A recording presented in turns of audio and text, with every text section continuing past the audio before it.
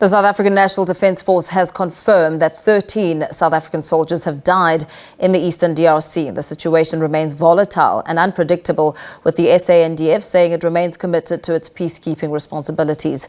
Meanwhile, President Cyril Ramaphosa held a telephonic call with President Paul Kagame of Rwanda to discuss the recent developments and the escalation in the fighting that's underway. The two heads of state have agreed on the urgent need for a ceasefire and the resumption of peace talks by all parties to the conflict. Now, to discuss this even further, we're joined by the Institute for Security Studies consultant, Peter Fabricius. A very good evening to you. Thank you so much for your time. I mean, we're learning with the 4 more members of the SANDF being killed. As we try and make sense of the situation on the ground, what does it tell us about the tensions on the ground as the M23 overruns Goma? Yeah, well, I mean, the M23, as we know, is thoroughly backed militarily and otherwise by Rwanda. It's a very powerful force as a result, with some very sophisticated weaponry such as surface-to-air missiles and so on. And it's, I mean, Paul Kagame, the president of Rwanda, has various strategic objectives, I believe, in ensuring that the M23 makes its presence felt in the DRC. You know, captured Goma, which is a very powerful statement. It becomes a kind of bargaining chip in negotiations. And makes it very difficult to dislodge Rwanda from the Eastern DRC. As you say that, I mean, we know that a very disturbing video was circulating on social media showing an SANDF soldier raising a white flag at the base. And the SANDF has since reacted, saying that the video is showing its troops raising that flag was them seeking a truce and not a surrender. What's your take on that reaction?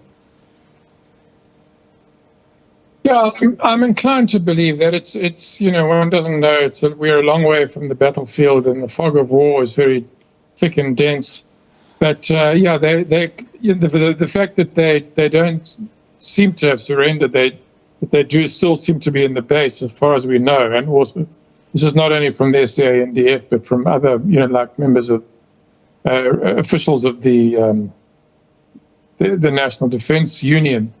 That would tend to corroborate the view that it wasn't a surrender. It was a temporary truce negotiation, which didn't succeed. Yeah. It hasn't succeeded, and you know, as you and I speak, some families are perhaps looking to hear more information about their loved ones who are involved in that you know, battle, that intense fighting. As you assess what's happening there on the ground, I mean, from a security point of view, what are your findings? Well, I mean, it's the whole region of the Eastern DRC has been terribly unstable for decades, really, one would have to say, and this is just intensifying that. You know, I mean, it's a sort of battleground for countless numbers of armed rebel groups. No, literally, people don't know how many, but none is quite as ruthless and efficient as the M23. I think largely because it is supported by Rwanda. You know, with weaponry, with training, with actual reinforcement with Rwandan soldiers who are physically present in the Eastern DRC, and now they're running rampant. They've taken over several towns and now the city of Goma. So it's a highly unstable situation. Yeah. Yeah. And as the reports continue to emerge of that intense fighting with South African soldiers in Goma, calls are being made for Defence Minister Angie Motshekga to do something, urgently address the situation. How should this matter be handled? Or you know, as you look and assess it, surely one would have thought that reinforcements would be sent. What are the plans that could be put in place to try and avert further loss of life? Yeah. Well, as far as I was told by authoritative, sources, on Sunday night, the South African National Defence Force was contemplating sending in reinforcements.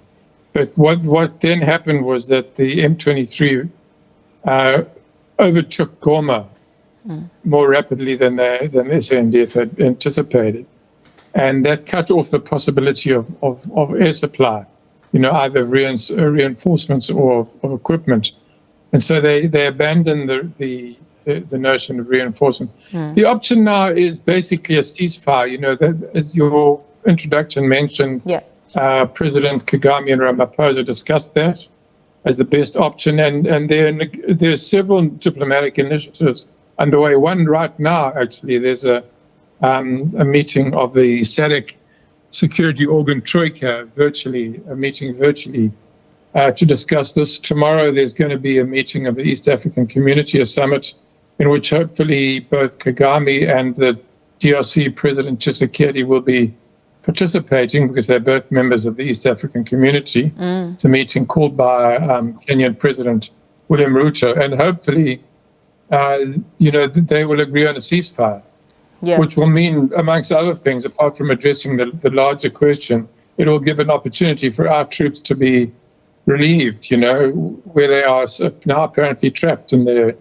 bases in Goma and Sake. Just, you speak about troops being relieved. Relieved as in pack their bags and head back home. What sort of relief? Yeah, well, that's the question. I mean, to be released, I guess, from their entrapment, if you want to put it like that. Yeah. But what that will mean in terms of their longer term presence, I think is a rather open question, because that may become a contentious issue in negotiations.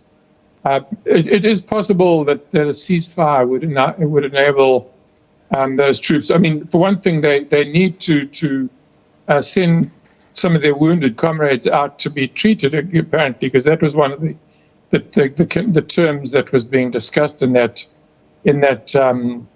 truce negotiation, at the time the white flag was raised.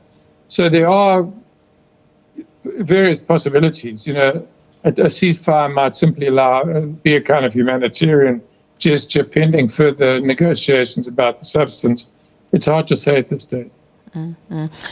Should talks be unsuccessful, what would that mean for troops on the ground? Yeah, look, as I said, if the idea is, as I gather, it is to have a ceasefire, and then to have more substantive talks, then maybe they will be relieved. They'll be able to treat their wounded. They'll be able to get supplies and food and drink and whatever, maybe ammunition. I don't know, and then. Then the substantive negotiations would start, and depending on those, their future situation would be determined. But it's my concern here is that it's possible that Kagame might say, I'm prepared to let them all go, but only on condition that they leave the country, that they get out of it, because he's taken the view all along that the M23 is a Congolese problem, not a Rwandese problem, but they are Congolese citizens who are being persecuted because they're ethnic Tutsi. And so the Congo should sort that out. Congolese should sort it out amongst themselves and not involve outsiders. And that the SADC force, including the South Africans, is basically a kind of foreign invasion force. It's not, it's not necessarily a view that I share, but it could be what shapes his take on the negotiations for a ceasefire. Very well. Thank you so much. Thanks for weighing in on this developing story. Speaking there to the Institute for Security Studies consultant, Peter Fabricius, joining us there, expanding as we continue to watch the developments in the DRC, Eastern DRC.